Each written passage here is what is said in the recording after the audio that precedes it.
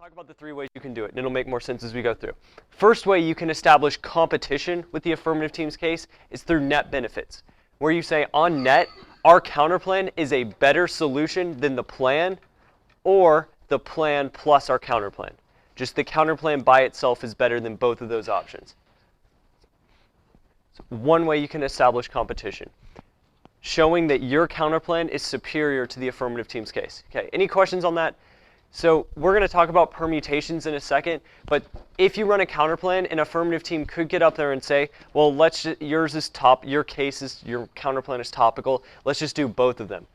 And so when you're establishing the net benefit of your counterplan as opposed to the affirmative team's case, you have to show that not only is your counterplan superior to the affirmative case, but your counterplan is superior to the affirmative team's case plus your counterplan. Okay, yeah, Noah.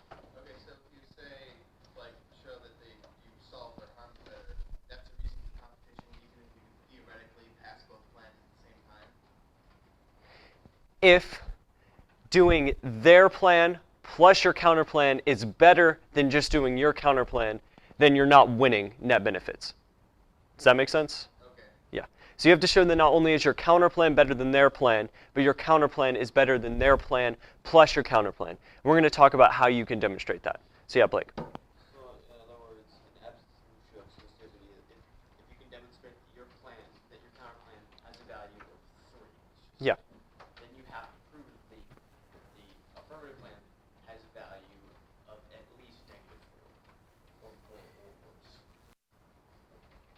Yes. Yeah. Cool. Sorry, it took me a second. Yeah, you brought math into it, okay? Benji's the math guy, okay? No, but yes, we'll talk about that with the disadvantages plus the counterplan thing. Sweet, I like that. So the way you demonstrate net benefits, generally for the most part, is you couple disadvantages with your counterplan. And those disadvantages are going to be things that only link to the affirmative team's case, not your counterplan. So if you've got the affirmative team's case, you run 2 disadvantages against it and present a counterplan, okay? And your counterplan gets all of their advantages but avoids the DAs, okay? Here's how you show that your counterplan should be preferred. You say, if we look at ours, we're at +3, let's say, because we get all of the advantages. They're at -4, sure. We'll just use Blake's numbers, whatever. So they're at -4 because of our 4 disadvantages we have against it, okay?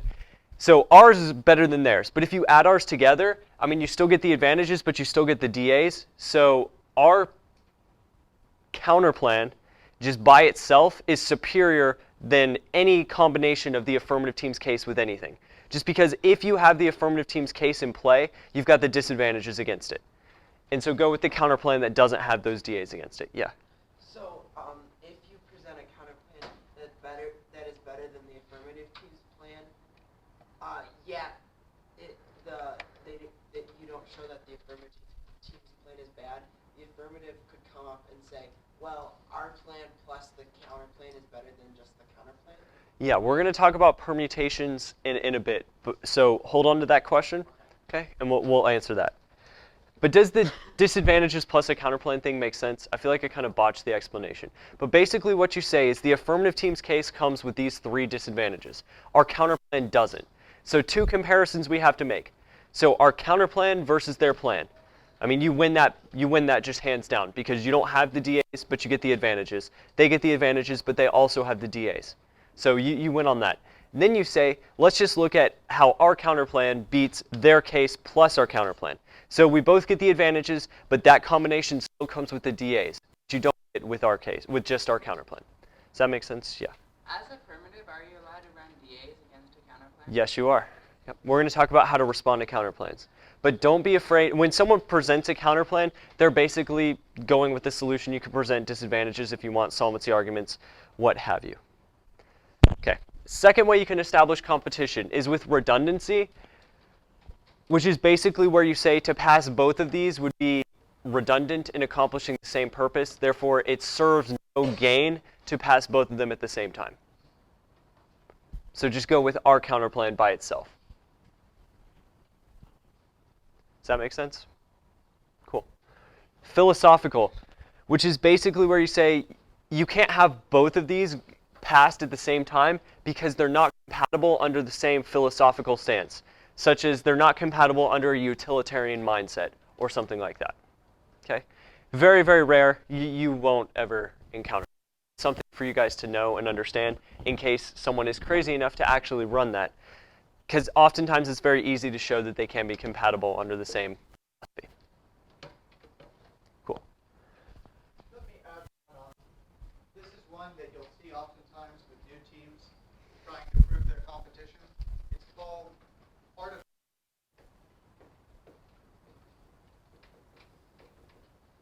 artificial competition. You have a counter plan that is not mutually exclusive with the other team's plan, and you can't think of a very good disadvantage against the other plan either, so there's no reason not to do both. So you include a little mandate in your counter plan that says the affirmative plan will not be passed. Dumb. Really dumb. Staff is going to get up and severance perm you at the wazoo and say, look, realistically, can we do both plans at once? Yes. Realistically, should we do both plans at once? Yes. Reject the negative team and don't let them win on a really dumb technicality. Don't do this. The first time I came to this camp, the resolution was about U.S. policy with India. My partner and I ran a human trafficking case. The most popular neg against us was something to do with, it was a counterplan with this artificially competitive issue here. And the counterplan was to mandate that our plan didn't pass and then to cut foreign aid to India unless they reformed their human trafficking case, whereas our case was about sanctions. It was terrible.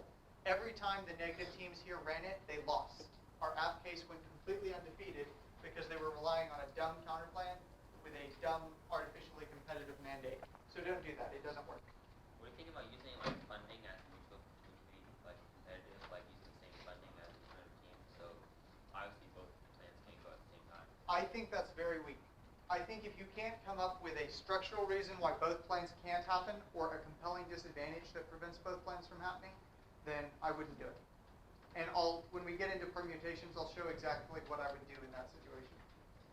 To what extent is it okay to agree with the affirmative team's plan? Like, how far can you go?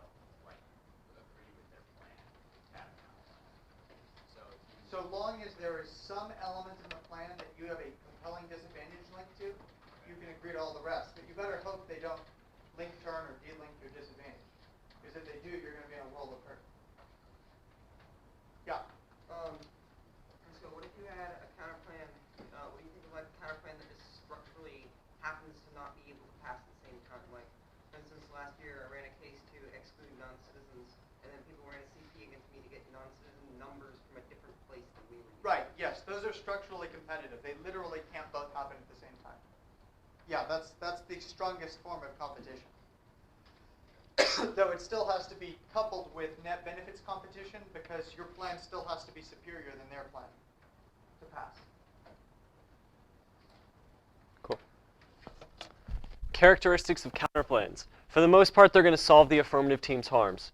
And this goes back to the reasonability and